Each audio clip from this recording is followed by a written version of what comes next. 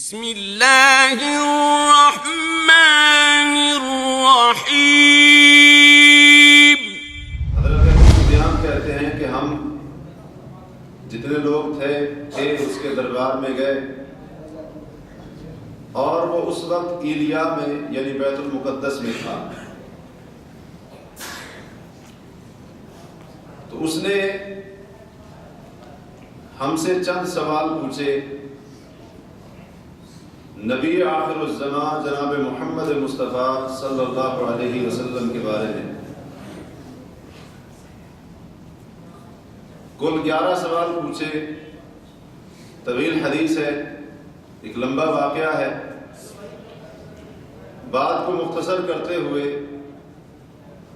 اس عیسائی بادشاہ نے، روم کے بادشاہ نے سب سے آخری سوال ابو سفیان سے یہ پوچھا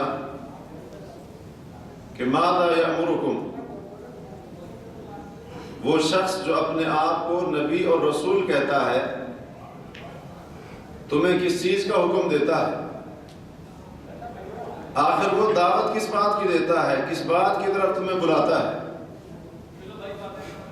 ابو سفیان کہتے ہیں میں نے جواب دیا، وہ کہتا ہے اعبدوا اللہ وحدہ ولا تشرکوا بہ شیئا، کہ لوگو صرف اکیلے اللہ کی عبادت کرو اور اس کے ساتھ کسی کو شریک نہ ٹھہراؤ۔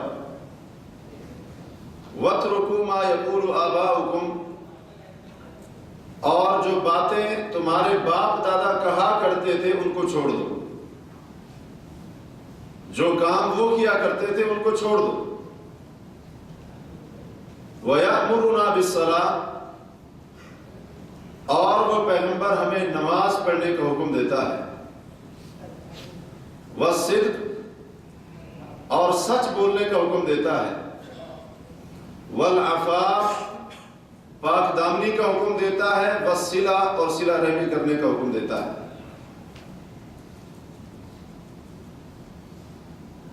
ایک عیسائی بادشاہ ایسے بندے سے سوال کر رہا ہے جو ابھی تک مسلمان نہیں ہوا، نبی علیہ الصلوۃ والسلام کی دعوت کے متعلق کہ آپ کس چیز کی طرف لوگوں کو بلاتے ہیں، کس چیز کی لوگوں کو دعوت دیتے ہیں، کون سا پیغام سناتے ہیں۔ ابو سفیان جو ابھی تک مسلمان نہیں تھے انہوں نے یہ چیزیں بیان کی کہ وہ محمد صلی اللہ علیہ وسلم ہمیں توحید کا حکم دیتا ہے، نماز پڑھنے کا حکم دیتا ہے، سچ بولنے کا، پاک دامنی کا اور صلہ رحمی کرنے کا حکم دیتا ہے۔ نبی صلی اللہ علیہ وسلم اس کائنات کے لوگوں کی طرف جو پیغام لے کر آئے تھے اللہ رب العالمین کی طرف سے، اس پیغام کے اندر پاک دامنی کا پیغام بھی تھا۔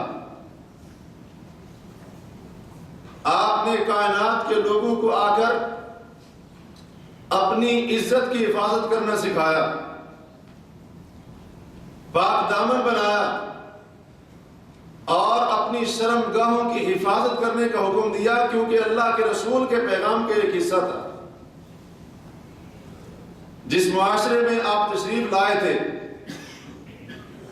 وہ معاشرہ اخلاقی اور کردار کے اعتبار سے، کردار کے لحاظ سے، اخلاقی طور پر اس قدر گرا ہوا تھا، خراب ہو چکا تھا کہ اس معاشرے کے مرد اور عورتیں بے حیائی اور بدکاری کو گناہ نہیں سمجھتے تھے،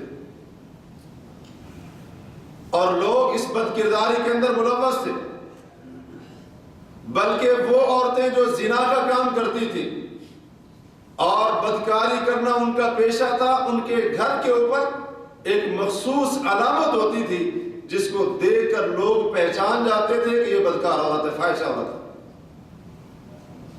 اس معاشرے کے لوگوں کی طرف آپ علیہ الصلوۃ والسلام تشریف لائے کہ جس معاشرے کے افراد عورتوں کو بطور لونڈیاں خریدتے تھے اور ان کو خرید کر لاتے تھے اپنے اپنے علاقے میں، اپنی اپنی جگہ اور گاؤں کے اندر، اور پھر ان سے کہتے تھے کہ جاؤ بدکاری کرا کے ہمارے لیے پیسے کما کر لاؤ۔ بے حیائی اور بد کرداری کا یہ عالم تھا کہ جن حالات کے اندر جناب محمد الرسول اللہ صلی اللہ علیہ وسلم تشریف لائے، آپ کی دعوت میں، آپ کی شریعت میں، آپ کے دین میں اور آپ کے پیغام کے اندر پاک دامنی کا درس بھی تھا، پاک دامنی کا سبق تھا۔ آپ علیہ الصلوۃ والسلام نے آ کر لوگوں کو سکھایا کہ لوگوں اپنی عزتوں کی حفاظت کرو اور اپنی شرمگاہوں کو حرام سے بچاؤ۔ یہ چیز بھی آ کر اللہ کے رسول نے اس کائنات کے لوگوں کو سکھائی، اور آپ علیہ الصلوۃ والسلام نے بذات خود پاک دامنی کی ایسی زبردست مثال قائم کی اور ایسا بہترین نمونہ پیش کیا حیا کا، کردار کی پاکیزگی کا، کہ اس کی مثال کائنات کے اندر ڈھونڈنے پر بھی نہیں ملے گی۔ نبی صلی اللہ علیہ وسلم نے ایسی پاک دامنی کا مظاہرہ کیا۔ سید عائشہ صدیقہ رضی اللہ عنہ فرماتی ہے کہ ما مست ید رسول اللہ صلی اللہ علیہ وسلم ید امرأۃ قط، کہ محمد الرسول اللہ کے ہاتھ نے کبھی کسی نامحرم عورت کے ہاتھ کو چھوا تک بھی نہیں۔ ایسا پاک دامن نبی، کردار میں سب سے اعلیٰ اور کردار اور اخلاق کے اندر سب سے بہترین مثال، اس قسم کی مثال دنیا کے اندر نہیں ملے گی۔ کسی غیر محرم عورت کو چھونا تو دور کی بات ہے، محمد کریم علیہ الصلوۃ والسلام تو اتنے حیا والے، اتنے پاک دامن تھے کہ آپ کی آنکھ نے کبھی کسی غیر محرم عورت کو نہیں دیکھا۔ یہ درس اپنی امت کو دیا اور اس کے لیے آپ عملی نمونہ بنے۔ خود آپ علیہ الصلوۃ والسلام نے مثال قائم کی اس کے اوپر، حتیٰ کہ ایک صحابی کہتے ہیں کہ نبی علیہ الصلوۃ والسلام اس کنواری لڑکی سے بھی زیادہ حیا والے تھے جو کنواری لڑکی اپنے پردے کے اندر ہو کر حیا کرتی ہے، اس سے بھی زیادہ حیا والے تھے۔ اور اگر کوئی حیا کے منافی بات آپ کے سامنے آپ کی مجلس کے اندر کہہ دی جاتی تو اس کا اثر آپ کے چہرے پر محسوس کیا جاتا تھا۔ اتنا حیادار نبی، اتنا کردار کا پاکیزہ شخص محمد الرسول اللہ صلی اللہ علیہ وسلم کہ اگر کوئی ایسی بات ہو بھی جاتی، آپ کے حیا کا یہ عالم تھا کہ اس کے آثار آپ کے چہرے پر ظاہر ہونے لگتے، حتیٰ کہ صحابیات آتی، عورتیں آتی، کیونکہ نبی علیہ الصلوۃ والسلام جو بندہ بھی مسلمان ہوتا تھا اس سے اسلام کے اوپر بیعت لیتے تھے، اپنے ہاتھ کے اوپر اس سے بیعت وصول کیا کرتے تھے کہ تو بیعت کر، میں مسلمان ہو رہا، اور پھر اس کو مختلف نصیحتیں کیا کرتے تھے۔ تو یہ مردوں کے ساتھ آپ علیہ الصلوۃ والسلام کا طریقہ تھا، لیکن جو مسلمان عورتیں آتی تھیں اور اسلام قبول کرنا چاہتی تھی، دائرہ ایمان اور اسلام میں داخل ہونا چاہتی تھی، نبی علیہ الصلوۃ والسلام ان سے بیعت تو لیتے تھے لیکن ہاتھ میں ہاتھ لے کر نہیں لیتے تھے، بلکہ ایک دفعہ کچھ صحابیات آئیں ایمان قبول کرنے کے لیے، مسلمان ہونے کے لیے، اور آگے ہاتھ بڑھائے تاکہ آپ صلی اللہ علیہ وسلم ان سے بیعت کو قبول کرے، اسلام کی بیعت ان سے لے لے، تو نبی علیہ الصلوۃ والسلام نے ہاتھ نہیں بڑھایا بلکہ آپ کی جو چادر تھی آپ نے اس کا ایک کونا صحابیات کی طرف پھینکا اور فرمایا وہ کونا تم پکڑ لو، ادھر سے میں پکڑ لیتا ہوں، تمہاری اور ہماری بیعت ہو گئی۔ یہ محمد کریم علیہ الصلوۃ والسلام نے ایسا زبردست پاک دامنی کا اور اسی طرح سے کردار کی پاکیزگی کا، اخلاق کی بلندی کا اللہ کے رسول نے اپنی امت کو یہ درس دیا اور اس کے اوپر خود عملی نمونہ اور مثال قائم کی۔ پاک دامنی کیا ہے؟ پاک دامنی یہ ہے کہ انسان اپنی شرمگاہ کو حرام سے بچائے۔ مختصر الفاظ میں بات کو مختصر کرتے ہوئے آگے اپنے موضوع کی طرف بڑھتے ہیں۔ یہ ہے پاک دامنی جس کی تعلیم لے کر محمد کریم علیہ السلام اس کائنات کے انسانوں کی طرف آئے تھے، اور جس کا اقرار ایک ایسا بندہ کر رہا ہے جو ابھی تک مسلمان نہیں ہوا، اور اس بندے کے دربار میں کھڑا ہو کر رہا ہے جو اس وقت کی سپر پاور روم یعنی عیسائیت کی سلطنت کا بادشاہ اقرار کر رہا ہے کہ محمد علیہ السلام پاک دامنی کا درس دیتے ہیں، پاک دامنی کی تعلیم دیتے ہیں، اپنے آپ کو حرام سے بچانے کا پیغام لے کر آئے ہیں اور اس چیز کا حکم دیتے ہیں۔ جو لوگ محمد الرسول اللہ صلی اللہ علیہ وسلم کی اس تعلیم کے مطابق اپنے آپ کو حرام سے بچا لیتے ہیں، اپنی شرمگاہوں کی حفاظت کر لیتے ہیں اور اپنے نفس کو حرام سے بچا لیتے ہیں، وہ دنیا کی وقتی لذت اور اسی طرح سے عیش کو نہیں دیکھتے، بلکہ وہ آخرت کی جزا یا سزا کو دیکھتے ہیں۔ وہ دنیا کی وقتی زندگی کے اندر لطف اندوز ہونے کو نہیں دیکھتے، بلکہ آخرت کی ہمیشہ کی زندگی کو مد نظر رکھتے ہیں، اور اسی بنا پر اپنے آپ کو پاک دامن بنا لیتے ہیں، اپنا کردار صاف ستھرا کر لیتے ہیں، اپنے کردار کو پاکیزہ بنا لیتے ہیں، اپنے نفس کو پاکیزہ بنا لیتے ہیں۔ اللہ تبارک و تعالیٰ نے ایسے پاک دامن لوگوں سے بڑے بڑے وعدے کر رکھے ہیں۔ یہ پاک دامنی جو اختیار کرتا ہے، محمد الرسول اللہ صلی اللہ علیہ وسلم کے راستے پر جو چلتا ہے، وہ کسی صورت میں بھی ذلیل و رسوا نہیں ہوتا، ذلیل و رسوا نہیں ہوتا۔ اور جو آپ کے راستے اور طریقے سے ہٹ جاتا ہے، پاک دامنی اختیار نہیں کرتا، اپنی خواہش کو پورا کرنے کے لیے حرام کے اندر واقع ہوتا ہے، اور اسی طرح سے اپنی شرمگاہ کی حفاظت نہیں کرتا، اپنے آپ کو حرام میں واقع ہونے سے نہیں بچاتا، وہ بندہ کبھی بھی اس دنیا کے اندر چین اور سکون سے نہیں رہ سکتا، اور وہ بندہ ذلیل و رسوا ہو کر رہے گا، اس کے اندر کوئی شک نہیں۔ اگرچہ وقتی طور پر لوگ اس کو عزت دیں، لوگ اس کو سلام کریں، لوگ اس کا ساتھ دیں اور لوگ اس کا احترام کریں، لوگ اس کا ادب کریں، لیکن انجام ایسے بندے کا ذلت ہے، رسوائی ہے، اس کے سوا کچھ اور نہیں، کیونکہ وہ شخص محمد الرسول اللہ صلی اللہ علیہ وسلم کے طریقے کا باغی ہے۔ اللہ کے رسول کا طریقہ کون سا ہے؟ پاک دامنی کا، اپنے آپ کو حرام سے بچانے کا، اور اپنے آپ کو اپنا تحفظ کرنے کا، اپنے نفس کو بچانے کا، پاکیزہ رکھنے کا۔ یہ آپ کا طریقہ ہے۔ جو اس راستے اور طریقے سے ہٹ جائے اس کے لیے عذاب تو ہوگا ہی صحیح، لیکن ذلت اور رسوائی سے بھی اس کو کوئی نہیں بچا سکتا۔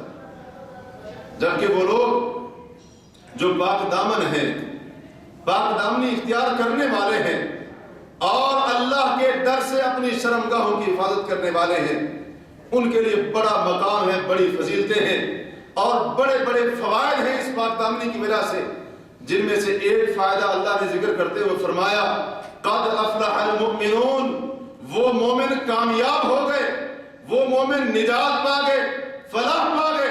اے اللہ کون سے مومن؟ اللہ نے آگے سورہ مومنون میں ان کی صفات گنوائی، فلاں مومن کامیاب پا گئے، فلاں صفت والے، فلاں خوبی والے، اور کیا فرمایا پھر؟ والذین هم لفروجہم حافظون، وہ مومن کامیاب پا گئے جو اپنی شرمگاہوں کی حفاظت کرنے والے ہیں۔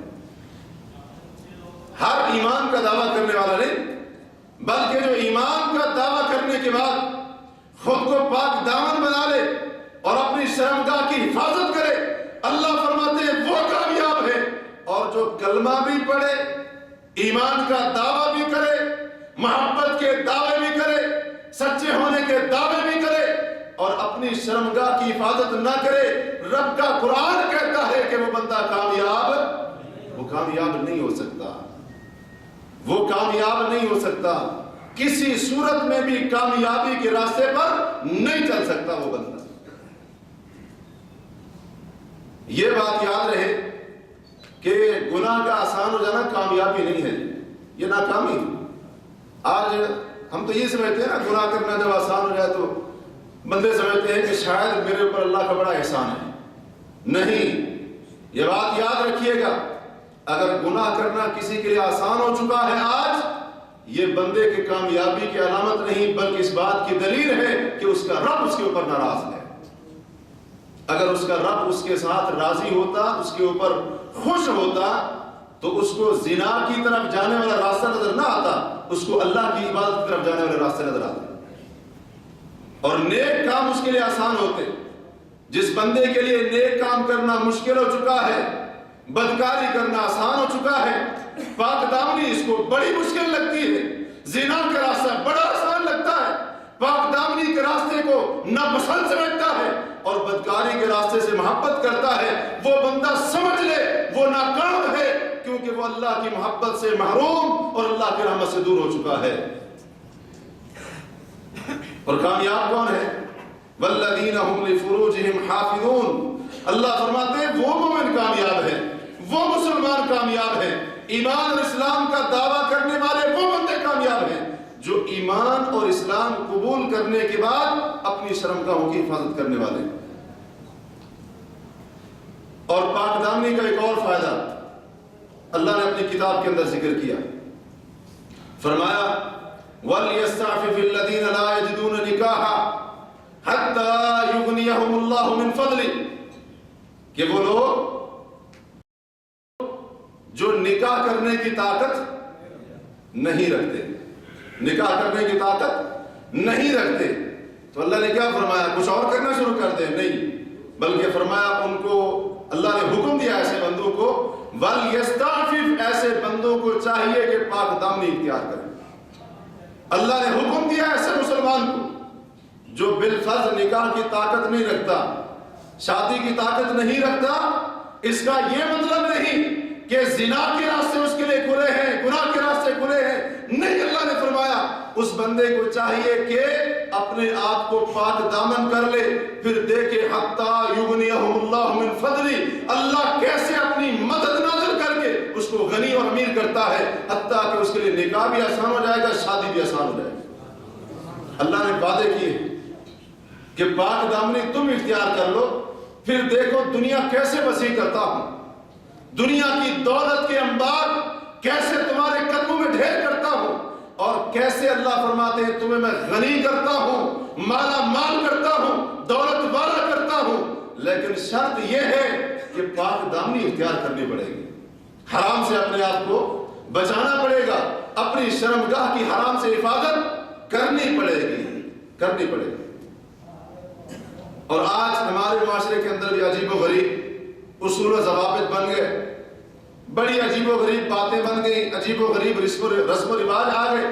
اگر کوئی بندہ ساری زندگی زنا کرتا رہے، لوگ اس کو کوئی برا نہیں سمجھے گا، اس کو برا نہیں سمجھے گا، بلکہ یہ تو چیز آج ہمارے معاشروں کے اندر، اہل ایمان کے اندر، مسلمانوں کے اندر عام ہوتی جا رہی ہے۔ شادی سے پہلے ناجائز تعلقات مرد اور عورت کے درمیان، ان کو بالکل جائز سمجھ لیا گیا، بلکہ آج کئی مسلمان ان کو حرام سمجھنے کے لیے تیار ہی نہیں۔ پھر ہم روتے ہیں کہ حالات بڑے ٹائٹ ہو گئے، مسائل حل نہیں ہو رہے، فلاں مسئلہ ہو گیا، فلاں مصیبت ہے، فلاں پریشانی ہے۔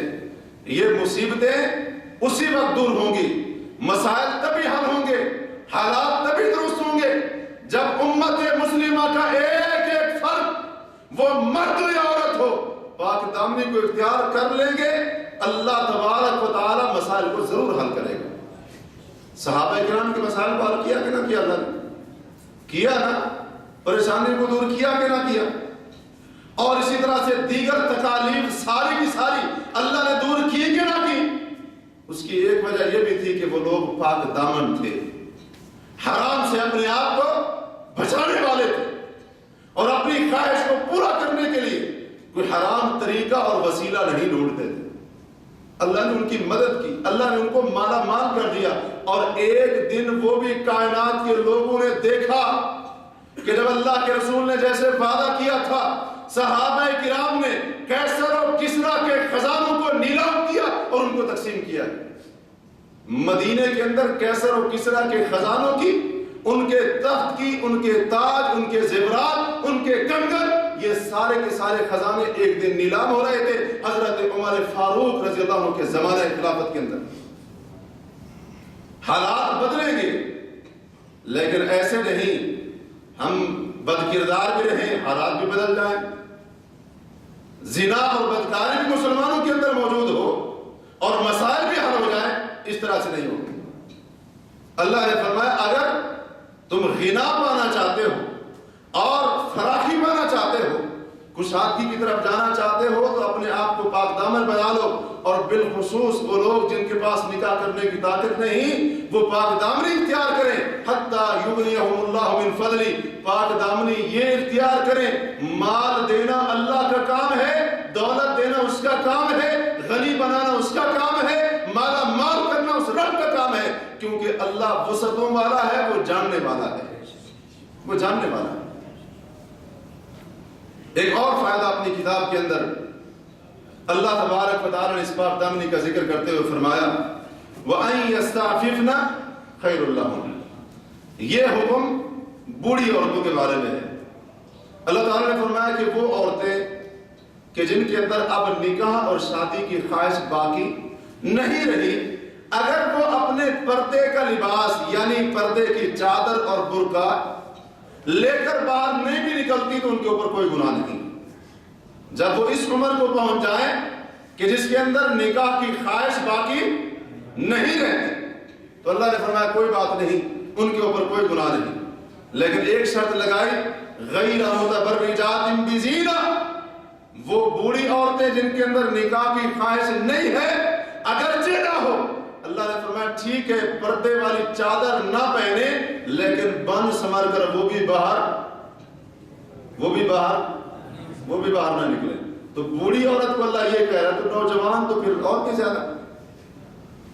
آج تو مسئلہ الٹ ہے نا، بوڑھی عورتیں پردہ کرتی ہیں، نوجوان نہیں کرتی، ایسے ہی ہے نا، بوڑھی کرتی ہے نوجوان نہیں کرتی، جبکہ اللہ بوڑھی عورت کو بھی کہہ رہا ہے ٹھیک ہے تو نے پردے کی چادر نہیں لینی اوپر، کوئی بات نہیں، کوئی گناہ نہیں تیرے اوپر، لیکن زیب و زینت کا اظہار نہیں کرنا۔ نکاح کی خواہش ختم ہو چکی، نکاح اور شادی کی عمر گزر چکی، لیکن اللہ نے پھر بھی فرمایا زیب و زینت کا اظہار نہیں کرنا، بن سنور کر نہیں جانا، سج دج کر باہر نہیں نکلنا۔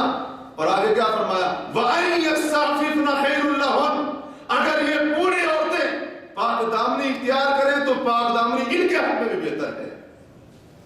یعنی اگر یہ پردے کی چادر اور برقع لے کر نکلیں تو یہ ان کے حق میں بہتر ہے۔ تو پاک دامنی کے اندر خیر ہی خیر ہے، بھلائی ہی بھلائی ہے، بہتری ہی بہتری ہے، اور اس کے اندر برکت ہی برکت ہے۔ وَأَن يَسْتَعْفِفْنَ خَيْرٌ لَهُنَّ، اللہ فرماتے ہیں اگر یہ پاک دامنی اختیار کریں گی تو یہ ان کے حق میں بہتر ہے۔ پاک دامنی کے اندر فائدہ ہی فائدہ ہے، کوئی نقصان اس کے اندر، دنیا کا بھی فائدہ ہے، آخرت کا بھی فائدہ ہے، بڑے بڑے فائدے اللہ تبارک و تعالی نے ذکر کیے۔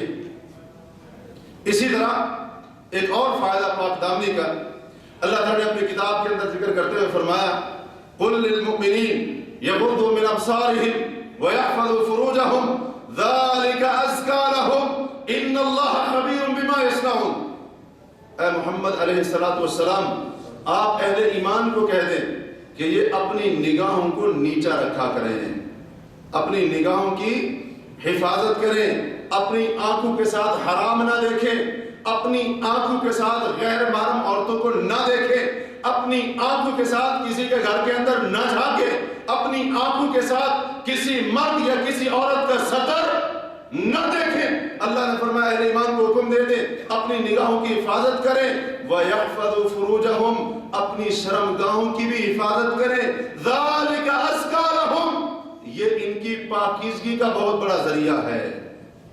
إِنَّ اللَّهَ خَبِيرٌ بِمَا يَصْنَعُونَ، جو یہ کرتے ہیں اللہ تعالیٰ ان تمام کاموں سے خوب باخبر ہے۔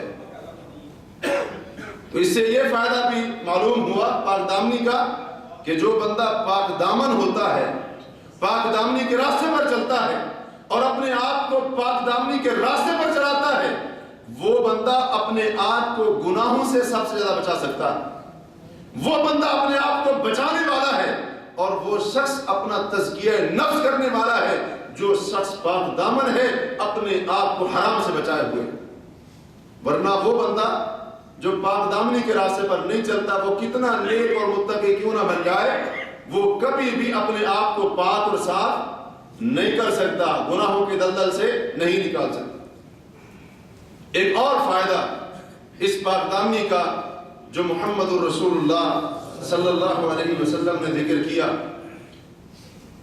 سنن ترمذی، سنن نسائی وغیرہ کی حدیث ہے، نبی صلی اللہ علیہ وسلم فرماتے ہیں ثلاثۃ حق علی اللہ عونہم، تین بندے ایسے ہیں کہ جن کی مدد کرنا اللہ کا حق بنتا ہے۔ اللہ کا حق بنتا ہے کہ اللہ ان کی مدد کرے، خالق کائنات ان کی مدد کرے، اللہ اپنے اوپر واجب کر لیتا ہے، لازم کرا دیتا ہے ان تین بندوں کی مدد کرنا۔ پہلا وہ بندہ جو اللہ کے دین کی سربلندی کے لیے میدان کے اندر نکلتا ہے، اسلام کے دفاع کے لیے کفار کا مقابلہ کرتا ہے، اس کی مدد کرنا خالق کائنات کا حق بنتا ہے۔ اور دوسرا وہ بندہ والمکاتب الذی یرید الاداء، وہ غلام جو اپنے آقا کو اور اپنی مالکن کو پیسے دے کر، قیمت دے کر، معاوضہ دے کر آزاد ہونا چاہتا ہے، اور اس کا ارادہ ہوتا ہے کہ میں یہ پیسے اور قیمت اور معاوضہ ادا کروں گا، یہ اس کی نیت ہوتی ہے، اللہ تعالیٰ اس کی بھی مدد کرتا ہے اور اللہ کا حق بنتا ہے ایسے غلام کی مدد کرے۔ اور تیسرا وہ بندہ والناکح الذی یرید العفاف، وہ نکاح کرنے والا، وہ شادی کرنے والا جو شادی اور نکاح سے ارادہ کرتا ہے پاک دامنی کا، کہ میں شادی اس لیے کر رہا ہوں تاکہ حرام سے بچ جاؤں، شادی اس لیے کر رہا ہوں، اور جو شادی کر کے حرام سے نہ بچے، جو نکاح کر کے حرام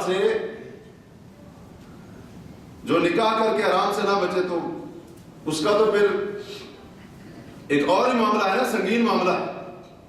تو اللہ کے رسول فرماتے ہیں یہ بندہ جو نکاح اور شادی کرتا ہے، ارادہ کیا ہوتا ہے، نیت کیا ہوتی ہے، نکاح کا مقصد کیا ہوتا ہے، یرید العفاف، حرام سے بچ جاؤں، پاک دامن ہو جاؤں، نفس کو بچا لوں، حرام سے محفوظ ہو جاؤں، اللہ کا حق بنتا ہے اس بندے کی مدد کرنا۔ اللہ تعالیٰ اس کی مدد کرتا ہے اور اللہ کا حق بنتا ہے اس پاک دامن بندے کی مدد کرے، اس پاک دامن بندے کی مدد کرے۔ اور اللہ ایسی ایسی جگہوں سے مدد کرتا ہے کہ اس کے وہم و گمان میں بھی نہیں ہوتے، وہ سوچ بھی نہیں سکتا پاک دامن شخص اللہ اس کی کیسے مدد کرتا ہے۔ یہ فائدہ ہے ایک پاک دامنی کا کہ اللہ تعالیٰ اس بندے کی خصوصی مدد کرتا ہے جو اپنے آپ کو حرام سے بچاتا ہے، اپنی شرمگاہ کی حفاظت کرتا ہے، پاک دامنی کو اختیار کرتا ہے اور اپنے آپ کو حرام سے بچانے کی کوشش کرتا ہے۔ اللہ کا خصوصی تعاون اس بندے کے ساتھ ہوتا ہے، اور بتائیے گا جس کے ساتھ اللہ کی خصوصی مدد ہو، رب العالمین کا خصوصی تعاون ہو، کائنات کی کوئی قوت اس کا کچھ نہیں بگاڑ سکتی۔ آج ہم کیوں ذلیل ہو گئے؟ دشمن ہمارے سر کے اوپر کھڑے ہو کر جوتے کیوں مار رہا ہے؟ پاک دامنی نہیں رہی، بدکاری کی طرف چل پڑے، زنا اچھا لگنے لگا، پاک دامنی مشکل لگنے لگی، بدکاری کو اختیار کیا، اور شرمگاہ کی حفاظت کرنا، یہ آج جو بندہ اس چیز کی دعوت دے کہتے ہیں دکیان وسیم اللہ 21ویں صدی میں بھی اپنے آپ کو پاک دامن بنانے کا یہ درس دے رہا ہے۔ کیا دین 20ویں صدی تک آیا تھا؟ زنا 20ویں صدی تک حرام تھا، اللہ نے کیا فرمایا تھا 21ویں صدی آئے تو سب حلال ہو جائے گا۔ پھر جب یہ اس قسم کے وسائل اور اسباب آ جائے تو پھر سب حلال ہو جائے؟ ہر کس نے؟ آج ہم کیوں اللہ کے اس خصوصی تعاون سے محروم ہیں، جبکہ اللہ کا تو وعدہ تھا، اللہ نے فرمایا تھا وَكَانَ حَقًّا عَلَيْنَا نَصْرُ الْمُؤْمِنِينَ، مومنوں کی مدد کرنا اللہ فرماتے میرا حق بنتا ہے۔ لیکن کیوں مدد نہیں ہو رہی؟ کیوں مدد نہیں ہو رہی؟ پاک دامنی چلی گئی، پاک دامنی چلی گئی، وہ اخلاق کی پاکیزگی نہ رہی، وہ کردار کی بلندی نہ رہی، جس کردار کی مثالیں دی جاتی تھی، مومن کے حیا کی مثالیں دی جاتی تھی، اور اسی طرح سے اس کی پاک دامنی کے اوپر فخر کیا جاتا تھا، وہ پاک دامنی نہ رہی، وہ اخلاق کی پاکیزگی نہ رہی۔ اس امت کے مردوں میں، اس کی عورتوں کے اندر، بڑے ہوں چھوٹے ہوں، نوجوان ہوں بوڑھے ہوں، جب حیا نہ رہا تو اللہ کا خصوصی تعاون بھی پھر اللہ کی مدد بھی نازل نہیں ہوتی۔ ایک اور فائدہ پاک دامنی کا وہ یہ ہے کہ اللہ پاک دامن لوگوں کا دفاع خود کرتا ہے. اللہ تعالیٰ پاک دامن لوگوں کا دفاع خود کرتا ہے.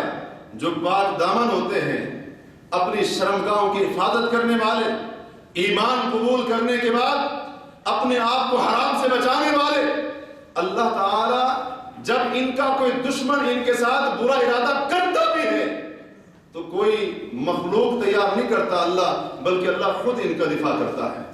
اور ایسے ایسے طریقوں سے کرتا ہے کہ انسانی عقل دنگ رہ جاتی ہے. جہاں سے کوئی ادنا سا شبہ بھی نہیں ہوتا کہ یہاں سے بھی دفاع ہوگا، اللہ نے وہاں سے دفاع کر کے اس بات کو ثابت کر دیا ہے کہ جو اللہ کے پاک دامن ہوتے ہیں، بندے ہوتے ہیں، اور جو اس رب سے ڈر کر بدکاری کو چھوڑنے والے ہوتے ہیں، اپنی شرمگاہوں کی حفاظت کرنے والے ہوتے ہیں، اللہ تعالیٰ ان کا ایسے دفاع کرتا ہے اور قیامت تک کرتا رہے گا، کرتا ہے اور کرتا رہے گا. حضرت سارہ کو جانتے ہیں؟ حضرت سارہ کو جانتے ہیں؟ حضرت ابراہیم علیہ السلام کی پہلی بیوی. حضرت ابراہیم علیہ السلام اصل میں عراق کے تھے، تو اللہ تعالیٰ نے ان کو حکم دیا یہاں سے ہجرت کرنے کا، شام کی طرف، فلسطین، شام، یہ جو پورا علاقہ ہے اس کی طرف ہجرت کرنے کا. اور اس وقت ان کے ساتھ ان کی بیوی تھی اور یہ تھے. تو یہ جب ایک بستی سے، ایک شہر سے گزر رہے تھے، وہاں کا جو بادشاہ تھا بڑا بد کردار قسم کا تھا. جو بھی عورت اس کی سلطنت پر سے گزرتی اور اس کو پسند آ جاتی تو اس کا ارادہ بگڑ جایا کرتا تھا. تو حضرت ابراہیم اور ان کی زوجہ محترمہ حضرت سارہ وہاں سے گزرتے ہیں، ان کو لایا جاتا ہے اور اس کے حواری آئے، بادشاہ کے حواری آئے اور آ کر بتایا کہ آج تیری سلطنت کے اندر وہ عورت آئی ہے کہ کائنات کی خوبصورت ترین عورت ہے، خوبصورت ترین عورت ہے، دنیا کے اندر کوئی اور ایسی عورت نہیں ہوگی جو خوبصورت ہو اس کی طرح، وہ آئی ہے. اس بادشاہ نے حضرت ابراہیم کو بلایا. ہاں اس کے اندر ایک چیز تھی کہ اگر وہ عورت اس سفر کرنے والے مرد کی بہن ہوتی تو وہ اس عورت کو کچھ نہیں کہتا تھا. تو باہر حضرت ابراہیم کو بلایا گیا، بادشاہ کے سامنے حاضر ہوئے. حضرت ابراہیم سے پوچھا کہ یہ عورت تیری کیا لگتی ہے؟ انہوں نے کہا کہ میری بہن لگتی ہے. حالانکہ کیا تھی؟ بیوی تھی. کہا کہ میری بہن لگتی ہے. وہاں سے آئے، حضرت سارہ سے کہا بادشاہ کو ایسے کہا ہے کہ تو میری بہن لگتی ہے کیونکہ آج تیرے اور میرے علاوہ اس زمین کے اوپر کوئی اور مومن اور مسلمان، اس لحاظ سے تو اور میں کیا لگتے ہیں؟ بہن بھائی لگتے ہیں. ویسے ہمارا رشتہ کیا ہے؟ خامد اور بیوی کا ہے. حضرت ابراہیم نے یہ سب کیوں کیا؟ اس بادشاہ کے شر سے بچنے کے لیے. دو بندے ہیں طرح طرح، اور دوسری طرف وہ بادشاہ، اس کی سلطنت، اس کی قوت، اس کی فوج، سارا کچھ. تو بہرحال اس کے باوجود بھی وہ بدخصلت، ایسا بدخصلت نکلا. اگرچہ حضرت ابراہیم نے حضرت سارہ کو اپنی بہن کہا تھا، لیکن اس کے باوجود بھی اس کی نیت خراب ہو گئی. حضرت سارہ جو پیغمبر کی بیوی تھی، اور یاد رکھیے پیغمبر کی گھر والی مشرک ہو سکتی ہے، بدکار نہیں ہو سکتی. شرک کر سکتی ہے لیکن زانی اور بدکار نہیں ہو سکتی. حضرت سارہ کھڑی ہوئی، وضو کیا، نماز پڑھنے لگی، اللہ سے رابطہ قائم کیا اور کہا اے اللہ ان کنت آمنت بک وبرسولک واحسنت فرجی الا علی زوجی فلا تسلط علی هذا الکافر. اے اللہ تو جانتا ہے میں تجھ پر بھی ایمان رکھتی ہوں، تیرے رسول ابراہیم پر بھی ایمان رکھتی ہوں، اور اے اللہ تو جانتا ہے واحسنت فرجی، میں نے اپنی شرمگاہ کی حفاظت کی ہے اور اپنی شرمگاہ کو اپنے خامد ابراہیم کے علاوہ کسی اور کے لیے حلال کیا ہی نہیں ہے، سمجھے نہیں ہے.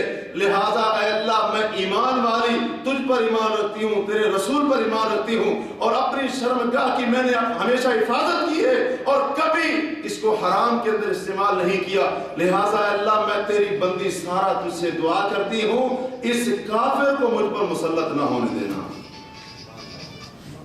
اللہ کے رسول صلی اللہ علیہ وسلم فرماتے ہیں اللہ نے ایسا اس بدبخت کو پکڑا فغطا حتی رکض علی رجلیہ، اللہ نے ایسا اس کو پکڑا کہ زمین زمین کے اوپر ایڑیاں رگڑنے لگا اسی وقت، اور پھر کہنے اس کو پتہ چل گیا کہ یہ کوئی عام عورت نہیں ہے، یہ کوئی عام عورت نہیں۔ آج تو مسلمان عورتیں یہ کہتی ہیں نا جی میں خوبصورت ہوں، لوگوں کو خوبصورتی نہ دکھاؤ آپ نے، اللہ کے پیغمبر کی گھر والی، لیکن خوبصورت ہونے کا یہ مطلب نہیں کہ مسلمان عورت بد کرداری کے اوپر اترا، بے حیائی کے اوپر اترا، اللہ کے نبی کی گھر والی، اور کہا کہ اللہ تو جانتا ہے میں نے اپنی شرمگاہ کی حفاظت کی، میں نے اپنی شرمگاہ کی حفاظت کی ہے، اپنے آپ کو پاک دامن بنایا ہے۔ اس کو پتہ چل گیا تو وہ عاجزی کرنے لگا، گڑ گڑانے لگا کہ مہربانی کرو دوبارہ ایسے نہیں کروں گا۔ حضرت سارہ نے دعا کی اللہ اگر یہ بد خصلت یہیں پر مر گیا تو لوگ کہیں گے سارہ نے اس کو قتل کر دیا ہے، لہٰذا اس کے لیے ہی کافی ہے اس کو نجات دے۔ اللہ نے نجات دے دی، باز نہ آیا کیونکہ فطرت خراب تھی نا، باز نہ آیا، دوبارہ کوشش کی، دوبارہ حضرت سارہ نے ہاتھ اٹھائے، کہا اللہ میں تجھ پر ایمان رکھنے والی، تیرے رسول کے اوپر ایمان رکھنے والی، اپنی شرمگاہ کی حفاظت کرنے والی اس کافر کو مجھ پر مسلط نہ ہونے دینا۔ اللہ نے دوبارہ اس کو پکڑا اور ایسا پکڑا کہ پھر ایڑیاں رگڑنے لگا اور منہ سے آوازیں نکالنے لگا، کرب کی اور اسی طرح سے چیخنے لگا، اور پھر معافی مانگی۔ حضرت سارہ نے پھر دعا کی، تیسری بار پھر اس نے بری نیت کے ساتھ آگے بڑھنا چاہا، حضرت سارہ نے دعا کی، اللہ نے پھر اس کو پکڑا، اور بالآخر اس کو پتہ چل گیا کہ میں اپنا برا ارادہ اس عورت کے ساتھ پورا نہیں کر سکتا، یہ کہ واقعی اللہ کی نیک بندی ہے۔ پھر ایسا اس کے اوپر اثر ہوا، اللہ تبارک و تعالیٰ نے صرف اپنی بندی کی حفاظت نہیں کی، دفاع نہیں کیا، بلکہ اس بادشاہ نے ایک لونڈی جس کا نام آجر تھا، جسے ہم حاجرہ کے نام سے جانتے ہیں، وہ بھی ان کو ہدیے کے طور پر دی، وہ بھی ان کو تحفے کے طور پر دے دی کہ جاؤ یہ میری طرف سے ہدیہ ہے۔ اور حضرت سارہ نے اس لونڈی کو پھر آزاد کیا، حضرت ابراہیم کے نکاح میں دے دیا۔ یہ پاک دامن لوگ ہیں، حالانکہ سرزمین بھی اپنی نہیں ہے۔ آج تو ہمارے ملک کے اندر گھس کر دشمن جوتے مارتا ہے، سرزمین بھی اپنی، اجنبی دو بندے ہیں، ایک مرد ہے دوسری عورت ہے، کمزور ہے، اور کتنے کمزور ہوں گے اس کا احساس ہو سکتا ہے بندے، اور دوسری طرف بادشاہ ہے، اس کی قوت ہے، اس کے نوکر چاکر، اس کے فوجی ہیں، پورے کا پورا اس کا ملک ہے، اس کی سلطنت ہے، بادشاہت ہے، لیکن اللہ تعالیٰ نے ایسا پکڑا اس ظالم کو، ایسا پکڑا کہ ایڑیاں رگڑنے لگا، اس کو یقین ہو گیا کہ آج میرے زندہ بچنے کی امید باقی نہیں ہے۔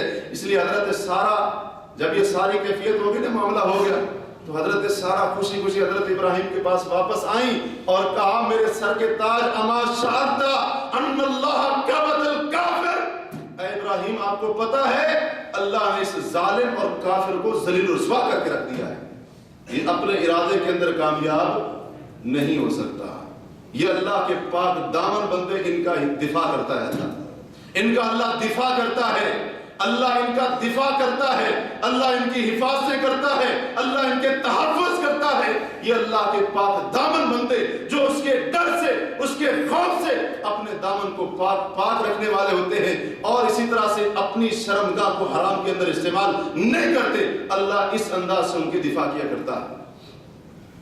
حضرت مریم کو جانتے ہیں، حضرت عیسیٰ علیہ السلام کی والدہ،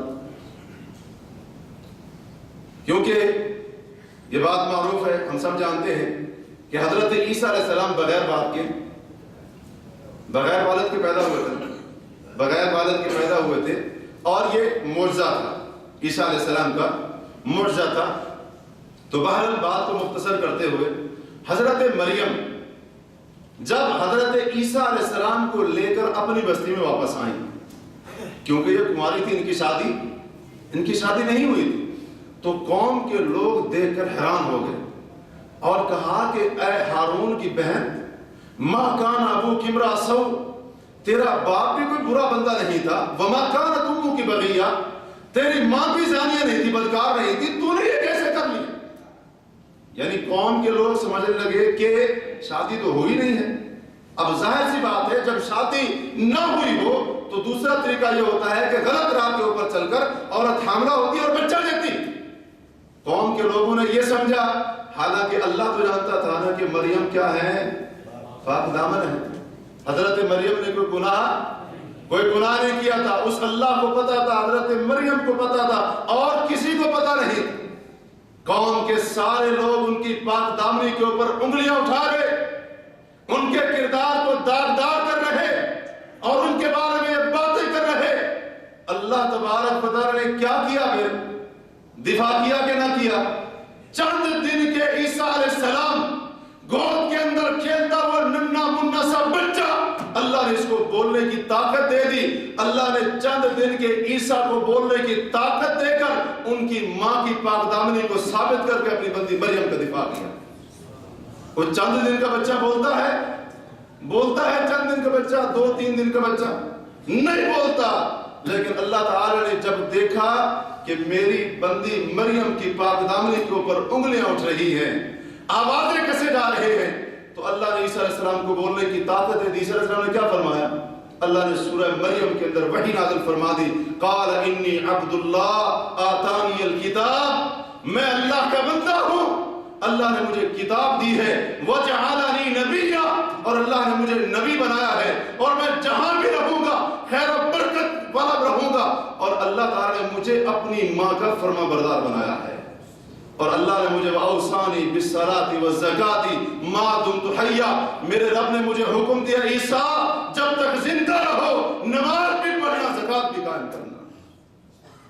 اللہ نے دفاع کیا کہ نہ کیا؟ یعنی یہاں پر بندہ سوچ بھی نہیں سکتا، تصور بھی نہیں کر سکتا، لیکن کیونکہ ایک پاک دامن بندی تھی اللہ کی، ایک پاک دامن بندی جس نے بدکاری نہیں کی تھی، قوم کے لوگ یہی سمجھتے تھے کہ اس نے بدکاری کی ہے، جس کے نتیجے میں بچہ پیدا ہوا۔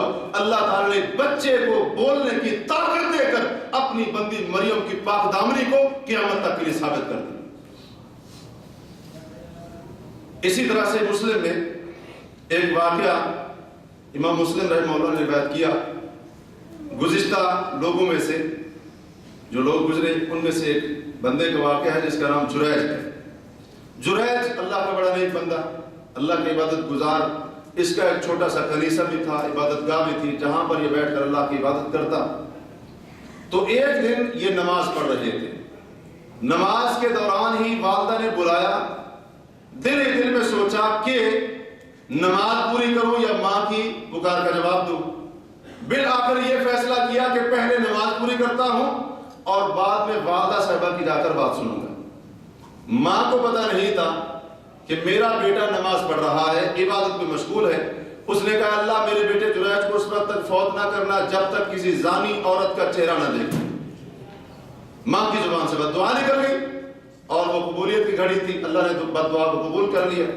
ایک عورت آتی ہے اور آ کر اکسایا برگلایا جریج کو بدکاری کے اوپر۔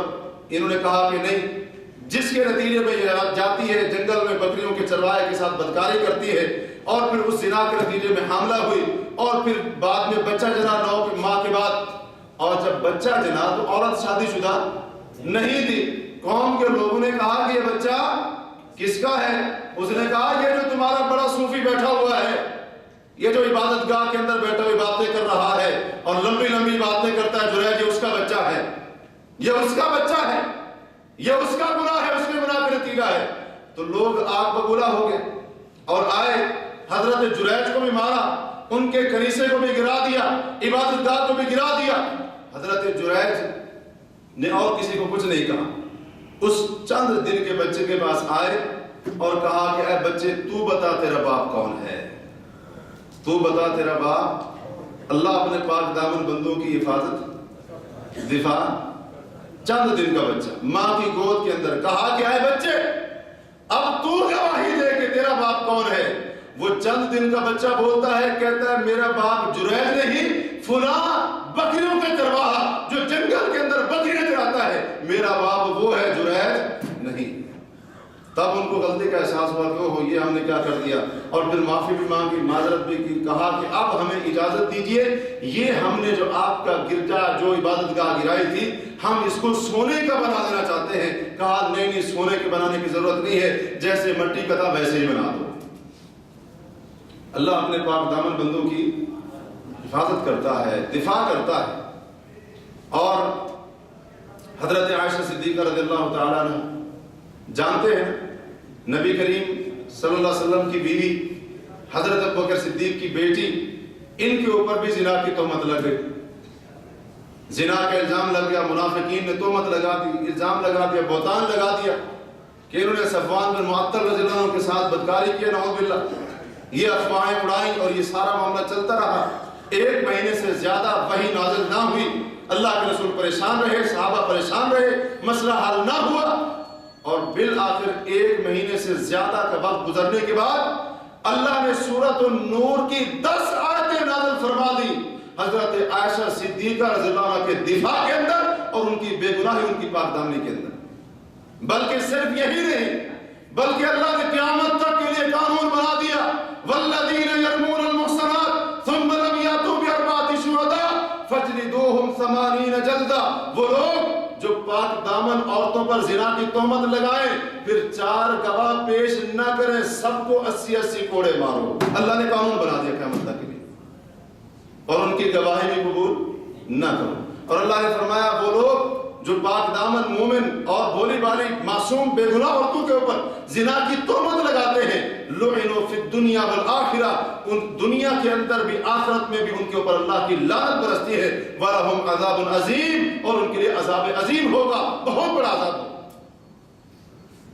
اللہ تعالیٰ نے اپنی پاک دامن بندی حضرت عائشہ صدیقہ رضی اللہ عنہ کا دفاع ایسا کیا کہ اپنی کتاب کی 10 آیتیں نازل فرما دی جو قیامت تک پڑھی جاتی رہیں گی، حضرت عائشہ رضی اللہ عنہ کی پاک دامنی کا اعلان ہوتا رہے گا۔ لیکن آج بھی کچھ بدبخت ہیں کہ نہیں کہتے ہیں جب ہمارا مہدی آئے گا تو حضرت عائشہ کو نکال کر زنا کی حد نافذ کرے گا، کیونکہ انہوں نے نعوذ باللہ وہ کام، ایسے لوگ ہیں جو عقیدہ رکھنے والے ہیں آج۔ اور حضرت عائشہ خود فرماتی ہیں کہ میرے تو وہم و گمان میں بھی نہیں تھی، میرے تو وہم و گمان میں بھی نہیں تھا کہ اللہ میری پاک دامنی کے بارے میں قرآن کی آیت نازل فرمائے۔ جب اللہ کے رسول نے بتایا کہ عائشہ تیری پاک دامنی کے بارے میں اللہ نے مجھ پر وحی نازل کی ہے، تو ان کی والدہ نے کہا تھا عائشہ کھڑی ہو، پیغمبر کا شکریہ ادا کر۔ کہا کہ نہیں، میں پیغمبر کا شکریہ ادا نہیں کروں گی، میں عرش عظیم کے مالک کا شکریہ ادا کروں گی جس نے میری پاک دامنی کا اعلان عرش نازل فرمایا ہے۔ یہ اللہ کے پاک دامن بندے جن کی حفاظتیں اللہ خود کرتا ہے، جن کے دفاع اللہ خود کرتا ہے، اور جن کے دفاع کے اندر اللہ نے قرآن نازل فرما دیا، یہ پاک دامن بندے، یہ ہیں وہ لوگ جو اپنے آپ کو بچانے والے اور اسی طرح سے اپنی شرمگاہوں کی حفاظت کرنے والے، اپنے آپ کو حرام سے دور رکھنے والے، اجتناب کرنے والے، اللہ نے اس انداز سے ان کی دفاع کی۔ اور جو پاک دامن ہوتے ہیں اللہ تعالیٰ کبھی بھی اللہ تبارک و تعالیٰ ان کو ذلیل نہیں ہونے دیتے ہیں، بلکہ اللہ تعالیٰ ان پاک دامن لوگوں کو دنیا کے اوپر، زمین کے اوپر غلبے عطا کرتا ہے، زمین کے اوپر غلبے عطا کرتا ہے۔ جو شروع میں حدیث پڑھی تھی حضرت عبداللہ بن عباس رضی اللہ عنہ کی، جب ہرقل نے قیصر روم نے یہ بات سنی نبی علیہ الصلوۃ والسلام کا پیغام کہ آپ کیا حکم دیتے ہیں، آپ حکم دیتے ہیں توحید کا، آپ حکم دیتے ہیں نماز کا، آپ حکم دیتے ہیں سچ بولنے کا، پاک دامنی کا، صلہ رحمی کرنے کا، ساری باتیں کرنے کے بعد قیصر روم نے کہا تھا جو عیسائیت کا بادشاہ، پوری عیسائی دنیا کا بادشاہ تھا، اس نے کہا تھا فَإِن كَانَ مَا تَقُولُ حَقًّا، اے ابو سفیان جو باتیں آپ اس پیغمبر کے بارے میں مجھے بتا رہے ہیں اگر یہ باتیں واقعی حق اور سچ ہیں، فَسَيَمْلِكُ مَوْضِعَ قَدَمَيَّ هَاتَيْنِ، آج جس زمین کے اوپر میرے قدم ہیں ایک دن ایسا آئے گا اس دین ان میرے قدموں کی جگہ پر بھی غالب آئے گا۔ اور آیا کہ نہ آیا؟ یہ بات اس نے کی تھی 7 ہجری کے شروع میں، اللہ تعالیٰ نے 18 ہجری کے اندر حضرت عمر کے زمانہ خلافت کے اندر یہ پورے کا پورا بیت المقدس، یہ شام اور پوری کی پوری روم کی قوت کو پاش کر کے اللہ تعالیٰ نے بیت المقدس مسلمانوں کی جھولی کے اندر ڈال دی۔ یہ پاک دامن لوگ، اس پاک دامن نبی کے ماننے والے عیسائیوں کے رہنما نے کہا تھا اگر یہ بات واقعی سچ ہے تو پھر میرا تخت بھی سلامت نہیں رہے گا اور میری بادشاہت بھی قائم نہیں رہے گی. اور واقعی اللہ نے ایسے کیا. اللہ نے زمین کے اوپر ان کو غالب کیا. حضرت عمر رضی اللہ تعالی عنہ 22 لاکھ مربع میل کے اوپر اسلام کے جھنڈے گاڑنے والے. حضرت عثمان کے زمانے میں دیکھیے, حضرت معاویہ کے زمانے میں, دیگر خلفاء کے زمانے میں ان کے اندر دیگر صفات تو تھیں, لیکن ایک صفت پاک دامنی کی بھی تھی. لوگوں نے بڑے ہیلے کیے ان کو برگلانے کے, عورتوں کے ذریعے اس طریقے سے بھی, لیکن ایسا زبردست ان کو پاک دامن پایا کہ اس کے اندر ذرا سی بھی ان کے اندر لچک اور اسی طرح کوئی تزلزل ان کے اندر نہیں تھا. اللہ نے غلبے دیے کہ نہ, اللہ نے غلبے دیے. اور یوسف علیہ السلام کو عزیز مصر کی بیوی بلاتی, وغلقت الابواب, دروازے بھی بند ہیں, کوئی نہیں دیکھ رہا. بادشاہ کی بیوی خود گناہ کی دعوت دے رہی ہے, دروازے بھی بند ہیں, کوئی دیکھنے والا, لیکن ایک ذات تھی دیکھنے والی. آج بھی دیکھ رہا ہے, دروازے اگرچہ بند تھے, اس کا خامد نہیں تھا, کوئی بھی نہیں دیکھ رہا تھا. اس نے گناہ کی دعوت دی. وقالت ہی طرح, کہا کہ گناہ کرو, بدکاری کرو. حضرت یوسف نے کیا فرمایا, قال معاذ اللہ, اللہ کی پناہ. پھر یہ ایسی بدبخت عورت, اس نے اپنے ساتھ کی اور عورتوں کو بھی جمع کر لیا, اور پوری ہے کہ ان کی اس طرح کہہ رہے پارٹی بن گئی, پورا ان کا مجموعہ اور گروپ بن گیا. اور بالآخر کیا ہوا, حضرت یوسف علیہ السلام کو جیل میں جانا پڑا. جیل میں جانا منظور کر لیا, لیکن غلط راستے پر چلنا منظور, حالانکہ کوئی گناہ بھی نہیں تھا. اور تقریباً 7 سال جیل کے اندر رہے. اور پھر اللہ تعالیٰ نے اس پاک دامنی کا کیا صلہ دیا, اللہ نے جیل سے نکال کر سیدھا تخت دیا. پھر مصر کے تخت کے اوپر بٹھایا کہ نہ بٹھایا, اللہ نے مصر کا تخت دے دیا. یہ جس دنیا کے پیچھے بھاگ کر آج لوگ بدکاری کے راستے پر چل رہے ہیں, اللہ نے تو اپنے پاک دامنوں کے پاؤں کی میل میں راتری بنا دیا تھا اس دنیا کو, اس کے تختوں کو. پاک دامن لوگ, اللہ تعالیٰ نے ان کو لوگوں کی حکومتیں دی, لوگوں کے اوپر غلبے دیے, زمین کے اوپر غلبے دیے. یہ تو دنیا کی زندگی کے چند فائدے تھے. آخرت میں بھی جو پاک دامن لوگ ہیں ان کے لیے بڑے اونچا مقام ہے, بڑا اعلیٰ مقام ہے. حدیث بڑی معروف ہے, بات کو مختصر کرتے ہوئے وہ حدیث ذکر کروں گا. وہ 7 بندے جن کو اللہ تعالیٰ عرش کے نیچے سایہ دے گا جب کوئی اور سایہ نہیں ہوگا. بخاری مسلم کی حدیث ہے. ان میں سے ایک بندہ, آپ صلی اللہ علیہ وسلم نے فرمایا وَرَجُلٌ دَعَتْهُ امْرَأَةٌ ذَاتُ حَسَبٍ وَجَمَالٍ, وہ بندہ بھی ہوگا جس کو ایک خوبصورت عورت نے, بڑے اعلیٰ خاندان کی عورت نے گناہ کی خود دعوت دی ہوگی, اور اس نے جواب میں کیا کہا ہوگا, جی میں حاضر ہوں. نہیں, فقال انی اخاف اللہ, اس کو کوئی نہیں دیکھ رہا تھا, عورت خود دعوت دے رہی ہے, خوبصورت بھی ہے, حسب والی بھی ہے, دولت والی بھی ہے, لیکن یہ کہتا ہے انی اخاف اللہ, میں اللہ سے ڈرتا ہوں, کیونکہ وہ رب دیکھ رہا ہے, کوئی اور نہیں دیکھ رہا تو وہ دیکھ رہا ہے. اللہ اس کی پاک دامنی کا صلہ یہ دے گا جب لوگ گرمی کے اندر مر رہے ہوں گے, پسینے کے اندر ڈوبے ہوئے ہوں گے, اللہ اس کو اٹھا کر اپنے عرش کا سایہ دے دے. یہ پاک دامن لوگ ہیں, یہ پاک دامن ہے جو اپنی شرمگاہوں کی حفاظت کرنے والے. اسی طرح جو پاک دامن ہے اپنی شرمگاہوں کی حفاظت کرنے والے, اللہ نے ان کے لیے مغفرت کے وعدے کیے, اجر عظیم کے وعدے کیے ہیں. سورہ احزاب میں ہے, اللہ تعالیٰ فرماتے ہیں بے شک مسلمان مرد عورتیں, مومن مرد عورتیں, سچے مرد عورتیں, یہ سارے اوصاف ذکر کیے, اور ان میں سے ایک وصف یہ بھی ذکر کیا والحافظین فروجہم الحافظات, اپنی شرمگاہوں کی حفاظت کرنے والے مرد, اپنی شرمگاہوں کی حفاظت کرنے والی عورتیں. اللہ نے آگے کیا فرمایا آیت کے آخر میں, اعد اللہ لہم مغفرہ واجرا عظیما, اللہ نے ان کے لیے بخشش بھی تیار کر رکھی ہے, اجر عظیم بھی تیار کر رکھا ہے. اللہ نے ان کے گناہوں کو بھی معاف کر دینا ہے, اور قیامت کے دن کو اجر عظیم دینا ہے, کوئی حد بندی نہیں کی, اجر عظیم دینا ہے. اور جو پاک دامن ہے, جنت صرف انہی کے لیے بنی ہے, بد کرداروں کے لیے جنت نہیں بنی. جو حرام کے اندر واقع ہونے والے, جنت کے اندر ان کا کیا کام ہوگا؟ جو پاک دامن ہے, اپنی شرمگاہوں کی حفاظت کرنے والے ہیں, اپنے آپ کو گناہ سے بچانے والے ہیں, یہ جنت انہی کے لیے بنی ہے. نبی علیہ الصلوۃ والسلام نے قریش کے نوجوانوں کو کہا تھا, یا شباب قریش لا تزنوا احفظوا فروجکم, اے قریش کے نوجوانوں زنا نہ کرو, اپنی شرمگاہوں کی حفاظت کرو. الا من حفظ فرجہ فلہ الجنہ. لوگوں یاد رکھو جس نے اپنی شرمگاہ کی حفاظت کر لی اللہ کی جنت اسی کے لیے ہے. اللہ کے رسول نے جنت کا وعدہ کیا. جو دنیا میں شرمگاہ کی حفاظت کر لے, اپنے آپ کو پاک دامن بنا لے, حرام سے بچا لے, اللہ کے رسول نے کہا فلاح الجنہ, اس کے لیے اللہ کی جنت ہے. اللہ کی جنت ہے اس کے لیے. اور خاص طور پر پاک دامن عورت, اس کے لیے جنت کے 8 دروازے کھول دیے جائیں گے. جنت کے 8 دروازے کھول دیے جائیں گے. صحیح ابن حبان کی حدیث, نبی علیہ الصلوۃ والسلام نے فرمایا ان المرأة اذا صلت خمسها وصامت شهرها وحسنت فرجها واطاعت بعلها, کہ جب کوئی عورت, مسلمان عورت 5 نمازیں پڑھتی رہے, رمضان کے فرضی روزے رکھتی رہے, اپنی شرمگاہ کی حفاظت کرتی رہے اور اپنے خامند کی بات کو مانتی رہے, اس کی اطاعت کرتی رہے, قیل لها ادخلی الجنت من ای باب الجنت شئت, قیامت کے دن 8 دروازے جنت کے کھول دیے جائیں گے. فرشتہ کہے گا یا اللہ تعالیٰ فرمائے گا کہ جنت کے 8 دروازے کھلے ہیں, جس دروازے میں سے جی چاہتا ہے اسی میں سے داخل ہو جائے. پاک دامن لوگ اللہ ان کے لیے جنت کے 8 دروازے کھول دے. یہ ہے پاک دامنی.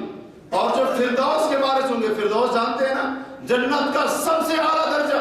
نبی علیہ الصلوۃ والسلام نے فرمایا جنت کے 100 درجے ہیں اور فردوس ان میں سب سے اعلیٰ ہے. اس لیے آپ نے فرمایا جب بھی مانگو اللہ سے فردوس مانگا کرو. اللہ نے فرمایا اولئک هم الوارثون الذین یرثون الفردوس هم فیہا خالدون. یہ ان صفات والے لوگ یہ وارث ہیں. وارث کس چیز کے وارث ہیں؟ فرمایا الذین یرثون الفردوس, جو فردوس کے وارث بنیں گے. جنت کے سب سے اعلیٰ مقام فردوس کے وارث بنیں گے اور وہاں پر ہمیشہ ہمیشہ رہیں گے. جو فردوس کے وارث بنیں گے, جنت کے سب سے اعلیٰ درجے کے حقدار ٹھہریں گے, ان کی ایک صفت یہ ہوگی والذین هم لفروجہم حافظون, کہ وہ لوگ اپنی شرمگاہوں کی حفاظت کرنے والے ہوں گے. اسی لیے حرام سے اپنے آپ کو بچانا ہوگا, اپنا دفاع کرنا ہوگا, کیونکہ حرام کے وسائل آج بڑے آسان ہو چکے ہیں. اور خاص طور پر جب سے یہ آیا ہے نا, اس نے تو کام اور بھی آسان کر دیا ہے. آج ہم کہتے ہیں جی بچنا بڑا مشکل ہے, کوئی مشکل نہیں. نبی علیہ الصلوۃ والسلام نے فرمایا وَمَن يَسْتَعِفَّ يُعِفَّهُ اللَّهُ, جو بچنا چاہے, پاک دامنی اختیار کرنا چاہے, اللہ اسی کو پاک دامنی دیتا ہے, اللہ اسی کو بچاتا ہے.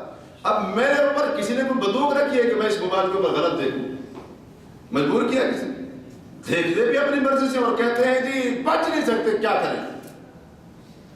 اور پھر یہ جو نظر ہے نا, نظر, اگر ہم واقعی پاک دامن اپنے آپ کو بنانا چاہتے ہیں, اس نظر کی حفاظت کیجئے, اس نظر کی حفاظت کریں.